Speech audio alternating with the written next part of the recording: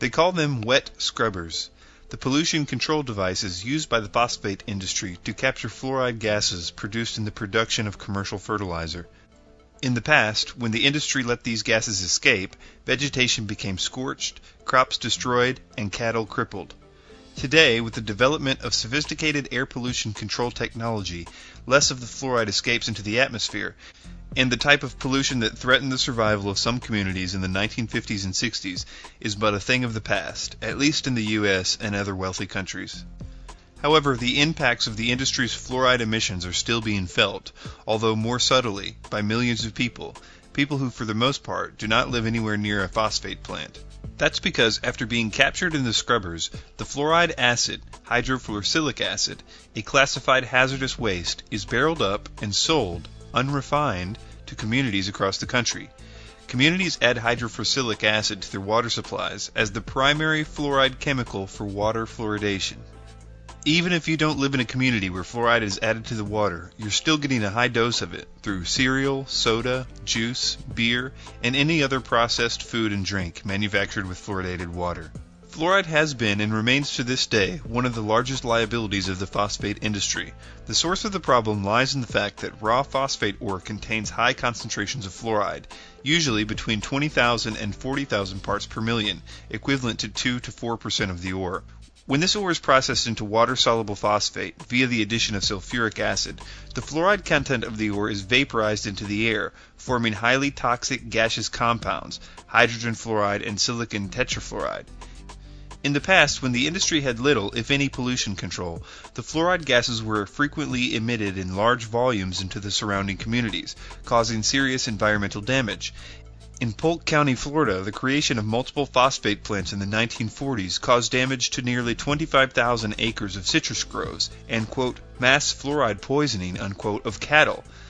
It estimated that as a result of the fluoride contamination, the cattle population of Polk County dropped 30,000 head between 1953 and 1960, and an estimated 150,000 acres of cattle land were abandoned. Damage to vegetation and livestock caused by fluoride emissions from large industry has resulted, as one might expect, in a great deal of expensive litigation. In 1983, Dr. Leonard Weinstein of Cornell University stated that certainly there had been more litigation on alleged damage to agriculture by fluoride than all other pollutants combined. While Weinstein was referring to fluoride pollution in general, his comments give an indication of a problem facing the phosphate industry, one of the most notorious emitters of fluoride in the early days. So too does an estimate from Dr. Ewan Groth, currently a senior scientist at Consumers Union. According to an article written by Groth, fluoride pollution between the years 1957 to 1968, quote, was responsible for more damage claims against industry than all 20 nationally monitored air pollutants combined. According to Hodge and Smith in 1977, the primary reason for the litigation against fluoride emitters was the, quote, painful, economic, disastrous, debilitating disease that fluoride causes to livestock. Lilly in 1970 said, quote, airborne fluorides have caused more worldwide damage to domestic animals than any other air pollutant. Due to the inevitable liabilities that fluoride pollution presented, and to the increasingly stringent set of environmental regulations, the phosphate industry began cleaning up its act. As noted by Irving Bellick, a chemist at the U.S. Public Health Service, quote, in the manufacture of superphosphate fertilizer, phosphate rock is acidulated with sulfuric acid, and the fluoride content of the rock evolves as volatile silical fluorides. In the past, much of this volatile material was vented to the atmosphere, contributing heavily to pollution of the air and the land surrounding the manufacturing site. As awareness of the pollution problem increased, scrubbers were added to strip particulate and gaseous compounds from the waste gas. Considering the great demand among big industry for fluoride chemicals as a material used in a wide variety of commercial products and industrial processes, the phosphate industry could have made quite a handsome profit selling its fluoride wastes to industry. This was indeed the hope of some industry analysts. However, the U.S. phosphate industry has thus far been unable to take advantage of this market.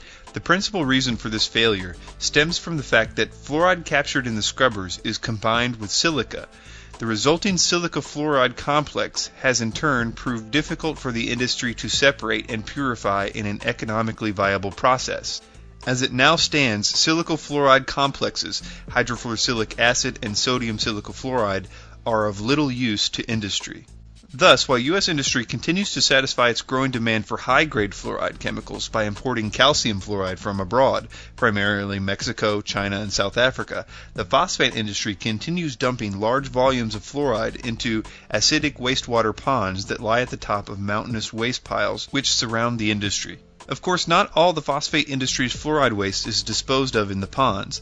As noted earlier, the phosphate industry has found at least one regular customer of its silicofluorides: municipal water treatment facilities.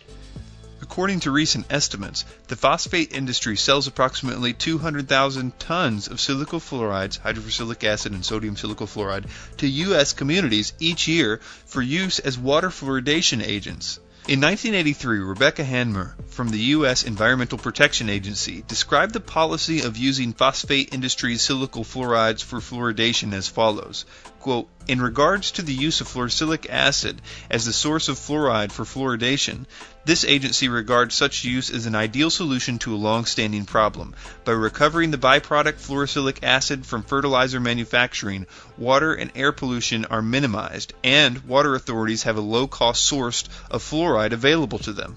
Another EPA official, Dr. J. William Hersey, the current Senior Vice President of EPA Headquarters Union, recently expressed a different view on the matter. According to Hersey, quote, "If this stuff gets into our air, it's a pollutant. If it gets into a river, it's a pollutant.